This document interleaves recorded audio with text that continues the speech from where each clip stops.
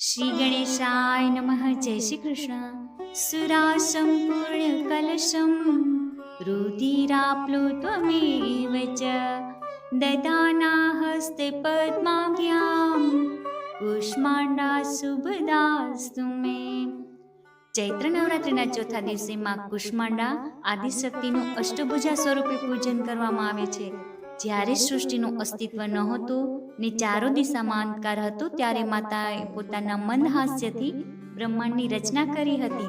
અષ્ટભુજા દેવી માના સાતેય હાથોમાં કમંડળ, ધનુષબાણ, કમળ, પુષ્પ, અમૃત કળશ, ચક્ર અને ગદા શોભે છે. જ્યારે આઠમા હાથમાં અષ્ટસિદ્ધિ ને નવનિધિ પ્રદાન કરવાવાળી જપમાળા છે.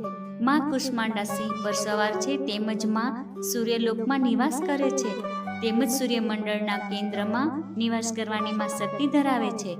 માં કુષ્માંડાની ભક્તિ પૂજા કરવાથી બળ, બુદ્ધિ, આયુ, માન સન્માનમાં વૃદ્ધિ થાય છે.